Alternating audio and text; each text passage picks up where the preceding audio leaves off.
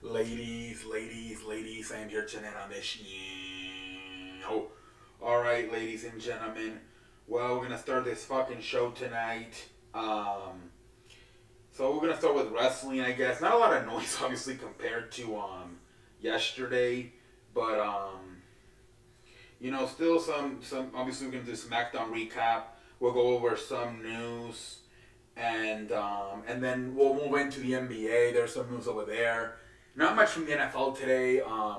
So let's see how we start this puppy up. So let's go. Obviously, the biggest thing, McMahon. Obviously after what happened yesterday, is voluntarily stepping down as chairman of the board. His daughter Stephanie McMahon will replace him as the interim. They announced that he was going to be on SmackDown tonight, and he was going to address. And people were wondering, what is Mr. McMahon going to say? Is he going to, is he going to be Mr. McMahon, the real person, or is he going to be Mr. McMahon, the character? And people were wondering. He came out and he just pretty much said, "I'm honored to be here tonight on SmackDown in Minnesota, and I'm just here to remind you what our catchphrase is: then, now, and forever together." And the most important word being together. Then he just throws a microphone and leaves. A lot of people thought it was like a power move, like, hey, I might not be the chairman of the board at the moment, but I'm still here and I'm still in charge. He's basically, like I said last night, he's just not the chairman. I don't think he can, I guess that means he can't make the final decision when it comes to business. But as far as the wrestling side, he's still very much in control, as you saw later on the night with Brock Lesnar coming back. And it's official, he will face Roman Reigns at SummerSlam for the WWE Universal Championship. But yeah, man, I mean, a lot of people were pissed off. There's been a lot of former employees of the WWE, a lot of former wrestlers were pissed that they thought he was gonna be honest and be accountable for what he did, and he just pretty much ignored it. And so a lot of people were not happy with it. They're like, this guy, man, he never he never submit when something is fault. But who knows, man, whatever. I think a lot of people were also saying he used it just for a rating boost. He don't give a shit. He viewed it as, he turned a negative into a positive in his mind and used it as a rating boost. Yeah, so a lot of people probably tuned in those first 5-10 minutes to watch that. Even like the casual fans, I'm sure. Next, we're going to move on here. Andrade for the Forbidden Door can't compete in the Forbidden Door because he also has ties with a Mexican wrestling company called AAA, which doesn't make any sense to me because aren't the tag team champions from AAA, Dash and Dork, or whatever the fuck their names are, and they're competing at on Forbidden Door, aren't they? How come they can compete at Dax Howard and Dork, whatever the fuck their names are, those bald guys? They used to be the Revival. I can't remember what their name is right now in AEW, but they're the AAA tag team champions, and they're also the Ring of Honor tag team champions. How come they can compete but not Andrade? That doesn't make any sense to me. That makes me scratch my ass. I don't even have androids. So according to, because Andrade is also part of AAA, he will not be competing in Forbidden Door because against New Japan doesn't like him. But like I said, Dork and Dashwater, whatever the fuck their names are, they're literally the AAA tag team champions. It doesn't make any sense. Sasha Banks, people are wondering is she released or not. According to reports by Sean Rossap, he's talked to people in WWE. The belief is that she is released. Nothing been official from neither WWE or Sasha. Sasha even denied it on Twitter. But a lot of people, according that currently are whether wrestlers or executives, whatever, producers, writers, they believe Sasha Banks is released. So we'll see no longer with the company. But who knows, man? Who knows? But that's about it. Let's go with the SmackDown recap, and then we'll move on. So McMahon, like I said, shows up, doesn't really say much, just says the fucking logo. Then, now, forever together. Then she throws a microphone. Welcome to SmackDown, and then he just leaves. We start off the show with Matt Riddle doing a promo, pretty much saying Randy Orton's out, for most likely the year with back surgery. I think they're being more dramatic. They're acting like his career might be over. I don't know. I don't think so. He's like 41 years old. He's having back surgery. I'm sure he'll be fine. Maybe. I think they're going to get all these guys back during the Royal Rumble. Like Cody Rhodes, Randy Orton. So that'll be good. But yeah, pretty much, just does a promo and says I'm honoring my match tonight with Roman Reigns for you, but whatever. Then after that, we get a laugh match. What the fuck? I never heard that shit in my life. Between Happy Corbin and Madcap Moss. It was kind of a good match. I'm not gonna lie. Madcap Moss wins the damn match. After the fucking match, Madcap Moss and Madcap Moss leaves, whatever. But then Happy Corbin starts like having like a, you know, going back and forth with Pat McAfee. He's saying, Pat McAfee, you're the one last year when I was broke. Remember last year when he was broke? Like you gave me the nickname Bum Ass Corbin, and even now that I got myself back up, you know, you still make fun of me. You call me like insufferable and shit. And then Pat McAfee's like, yeah, man, I fucking hate you, and I'm gonna laugh at you here. I'm gonna laugh you out of this arena here with all the people in Minnesota. And then just Happy Corbin just leaves, made him look like a pendejo. Like, I think it would have made more sense for fucking Happy Corbin to just kick Pat McAfee's ass. I don't know if they're setting up a feud here, possibly for SummerSlam. That's what I could be thinking here. Because like I said, SummerSlam's basically like their summer version of WrestleMania.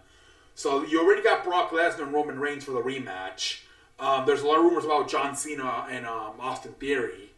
They threw a package. I'll talk about it later.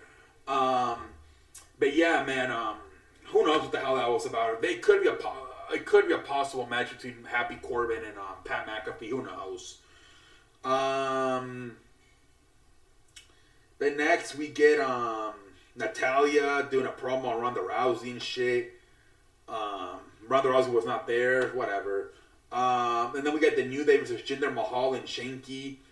The New Day wins. Fucking Shanky's beating the shit out of everybody, and then Xavier Woods starts playing the trumpet, and fucking Shanky starts dancing, gets distracted, and the New Day wins the match. Kind of a pendejo right there for Shanky. But I think the fans like Shanky, you know, all the dancing shit, but kind of a stupid gimmick. But if it's gonna work, it's gonna work for him. You know, kind of going back to the Great Khali, because remember, the Great Khali kind of used to dance too when he was a babyface. But yeah, whatever. But I was going to say something. They showed up Hulk Hogan and Edge winning the tag team champions from like 10, 15 years ago. They didn't make sense. Are they thinking about bringing Hulk Hogan back for Edge or something for SummerSlam? That made me scratch my ass. I don't even have androids. I wonder why they show that video package of Edge and Hulk Hogan winning. I don't get it. Next we get Drew McIntyre, Adam Pearce, and Sheamus. So they're pretty much making the decision of who's going to be in the Money in the Bank match. Because remember last week they had a qualifying match, and then ended up in double countdown, and they just brawled through the arena. So Adam Pearce basically puts both of them in the damn match. So he tells Sheamus, "You're in the match." McIntyre, "You're in the match." Then after that, you know, they get into a little brawl. This time, McIntyre hits him with the Claymore and walks away. But I guess they're both. So now I believe it's Sheamus, McIntyre, and Seth Rollins. I believe are the first three men to qualify. All right, nice, not bad at all. Not bad at all. Next we get a women's qualifying match between Raquel Rodriguez and Shayna Baszler.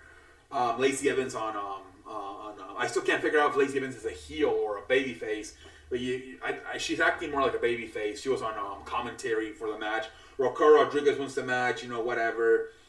Then you got fucking Max Dupree. Remember, it was 2 weeks ago that he said next week he was gonna first show his first member into his model agency, and nothing happened. And now this week he was complaining that the lights were not good enough. He was complaining backstage to Adam Pearce, and he canceled it. I don't know, man. Like I said, they did this months ago on like live events that are the shows that were not being televised, and I think they put Mason from Retribution and Mosmore, the Indian guy he used to be with not Indian, excuse me, the guy used to be with Mustafa Ali. I think he's from the Middle East. I forgot his name. Mushrow, and Mason from the Retribution. But I don't know if they're still in it or not. They might be returning that shit all over. But yeah, man, still developing to that shit, man. And then they announced, you know, Gunther and Kaiser will have a rematch next week. versus Ricochet for the Intercontinental Championship. Okay, whatever. And then we get the match already, man. Roman Reigns versus Matt Riddle, by far the best match of the night. By far, man. Roman Reigns just, I mean, he's a star, man. He's a fucking star. The frustrating thing is that he's not there anymore. He has both titles. And then you're throwing him with Brock Lesnar. Like, Brock Lesnar and Roman Reigns should just be fighting other people. You're putting almost like the best two guys together. How about you put a young guy with Brock, you put another guy with Roman. I believe, too, what's going on here. Let me go over the match. Obviously, great match. Matt Riddle has a lot of near falls. Teases that he's going to actually win. He hits him with the RKO. Roman Reigns basically kicks out at like 2 3/4. And then at the end there, Roman Reigns catches him. Matt Riddle trying to do like a springboard off the second rope. And Roman catches him with a spear. And that's how Roman Reigns beats him. Then after that, obviously, Roman Reigns gets the microphone. He says, there's no one else to beat. I might as well get my ass out of here. Minnesota, acknowledge me. And then if he's leaving the ring, Brock Lesnar music comes out. Brock Lesnar shakes his hand, or he extends it to shake his hand. Roman Reigns thinks about it, then he does, and then Brock Lesnar pulls him into the F5. Then he beats the shit out of the Usos. And then they announce after the show it will be Brock Lesnar versus Roman Reigns for the WWE Universal Championship at SummerSlam. I believe this is the 10th time they're going to fight. Jesus Christ, man. But I think what's going on too is that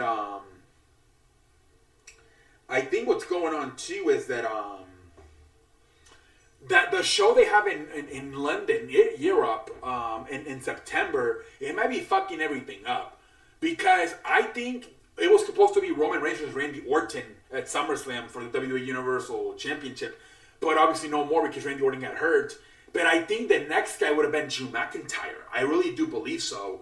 But because they want to save that match for the European show, because McIntyre's from, the Europe, and I think that fucked everything up. They're like, well, what do we do now?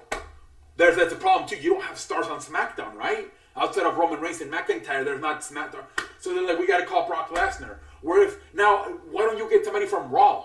He's also the Raw champion. AJ Styles is feuding with Seth Rollins. Okay, you have now, why don't you just, you have the Bobby Lashley and Austin Theory, but I think Austin Theory's going to end up fighting John Cena. They should have had, a match or something, maybe, like a Fatal 4-Way, a triple threat match, Seth Rollins, AJ Styles, and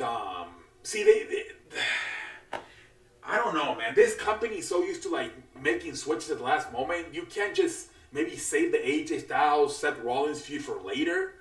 I don't know, man. Maybe you're gonna have another big pay-per-view supposedly in September. Why don't you have maybe a rematch of the Royal Rumble, Seth Rollins and Roman Reigns, and then you can do in September you can do the Seth Rollins AJ Styles match.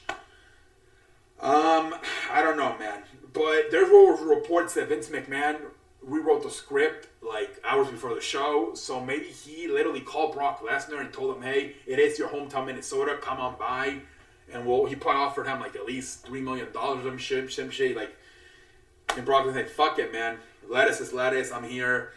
But yeah, man, they could have maybe thought this through a little bit more, because I get there's nobody on SmackDown other than McIntyre, but you are also supposedly part of Raw, right? With being both the world champions.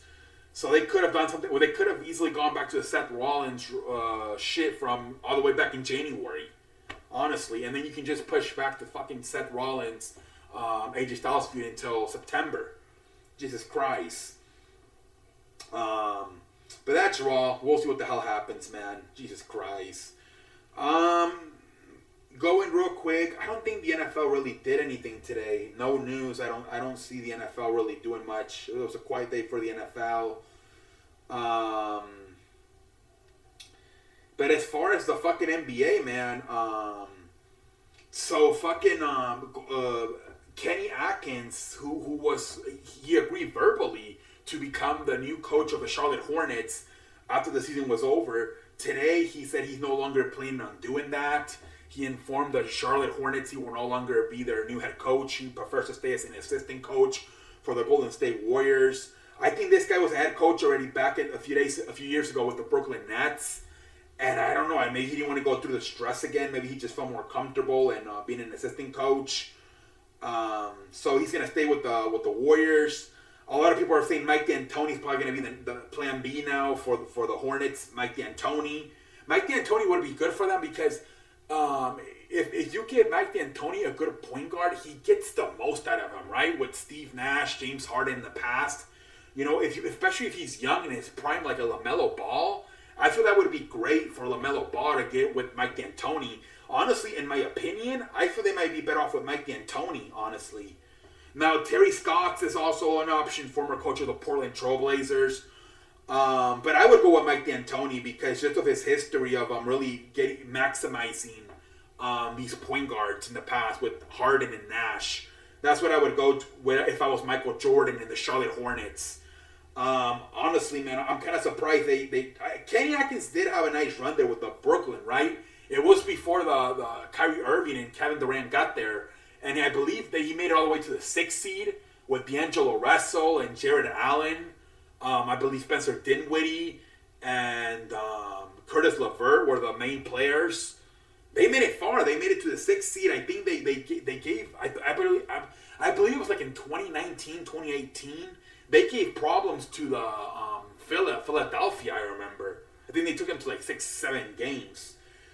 So he didn't even have the most talent on that team. Like I said, it was a bunch of like role players, and they made it to the 6th seed. Now it was the East. I don't know. But I guess he'd rather just in Golden State. He's probably going to get elevated because he's probably going to be the most probably paid assistant coach now that Mike Brown is gone. He went to Sacramento Kings. So he's probably going to get maybe a little bit of a salary raise now. But I guess he'll stay there. Lakers hire their right-hand man right now for coach, Devin Ham. It will be Chris Gent. He will be like their top assistant. He was with the Atlanta Hawks the last few years. I guess he has a good relationship with LeBron James. So that's the first head coach hired by Darwin Ham, assistant coach Chris Gent. All right, and that's pretty much it with the NBA.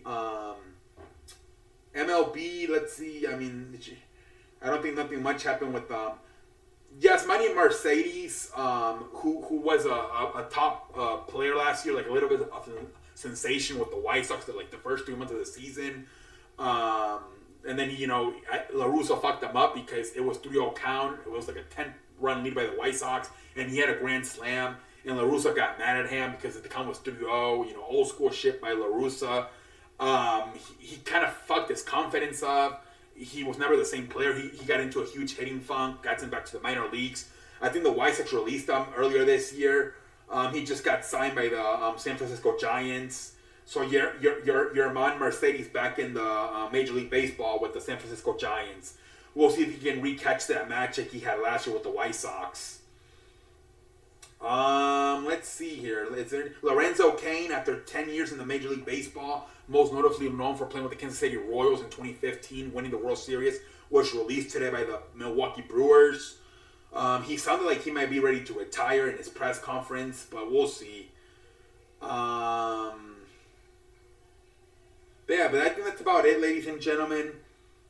I think that's about it in the world of sports, in the world of wrestling. And until next time, all I want to say is, I thank you.